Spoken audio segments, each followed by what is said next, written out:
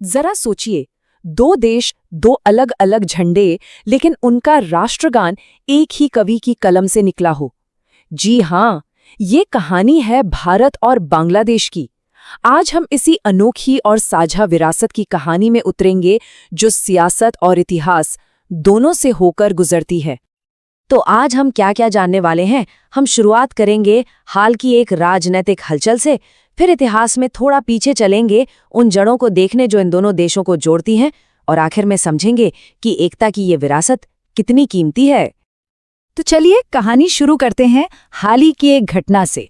भारत के असम में 100 साल से भी ज्यादा पुराने एक गीत ने अचानक से पॉलिटिक्स में एक तूफान खड़ा कर दिया। मामला तब गर्मा गया जब एक बड़े राजनेता हेमंत बिस्वा शर्मा ने इस गाने को लेकर पुलिस कार्रवाई की मांग कर दी। लेकिन सोचने वाली बात यह है कि एक गाना, जो कि एक कला है, वो अचानक इतना बड़ा विवाद कैसे बन गया। अब देखिए, इस सवाल का जवाब हमें आज में नहीं मिलेगा। इसके लिए हमें इतिहास की गहराइयों में जाना होगा, उस दौर में जब ये गीत पहली बार गूंजा था, क्योंकि ये कहानी जितनी सीधी दिखती है उतनी है नहीं। और कमाल की बात, या कहिए विडंबना, देखिए कि जिस गाने को लेकर आज बंटवारे की बात हो रही है, वो असल में बना ही था बंटवारे के खिलाफ, एकता की सबसे मजबूत आवाजों में से एक बनकर।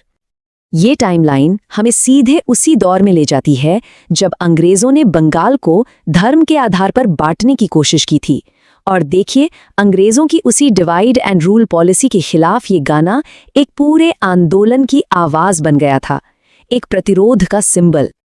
तो सबसे जरूरी बात यहाँ पर यह है कि इस गीत की आत्मा में ही हिंदू मुस्लिम एकता बसी थी। ये सिर्फ कागज पर लिखे कुछ शब्द नहीं थे, ये तो उस पूरे आंदोलन का, आप कह सकते हैं, धड़कता हुआ दिल था।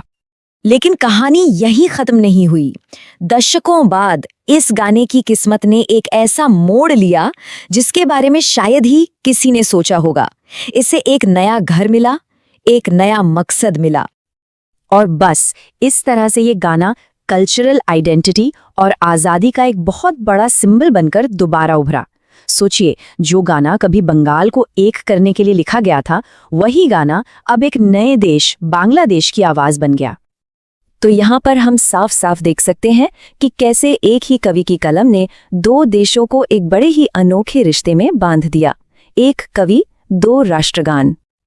और ये सच में रविंद्रनाथ टैगोर के लिए एक बहुत बड़ा सम्मान है, और सिर्फ उनके लिए ही नहीं, पूरे सबकॉन्टिनेंट के लिए गर्व की बात है। ये इतिहास का वो सुनहरा धागा है जो आज भी हम सबको एक दूसरे से जोड़ता है।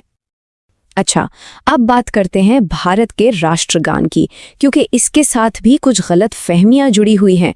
तो चलिए जरा इन मिथकों की सच्चाई भी जान लेते हैं। देखिए, राष्ट्रगान का चुनाव सिर्फ एक गाने को चुनना नहीं था, ये आजाद भारत की पहचान तय करने का सवाल था। इसीलिए कमेटी ने सोच समझकर एक ऐसा गाना चुना जो भारत के सेक्युलर और डाइवर्स कल्चर को दिखाता हो। अब एक बहुत बड़ा आरोप जनगण मन पर यह लगता है कि इसे ब्रिटिश राजा किंग जॉर्ज फिफ्थ की तारीफ में लिखा गया था। लेकिन क्या ये सच है? चलिए इस बात की भी तह तक चलते हैं।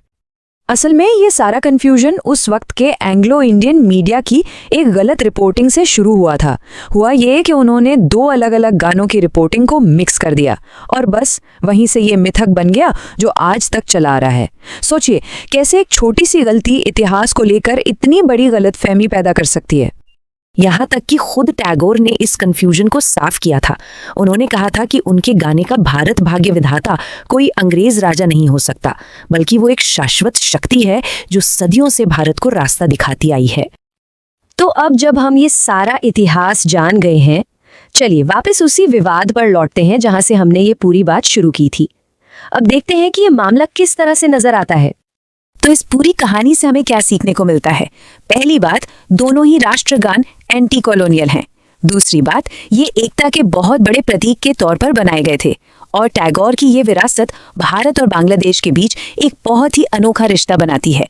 ये इतिहास हमें याद दिलाता है कि आज की पॉलिटिक्स हमें भले ही कितना भी बांटने की कोशिश करे, लेकिन हमारी जड़ें कहीं ना कहीं एक दूसरे से बहुत गहराई से जुड़ी हुई हैं।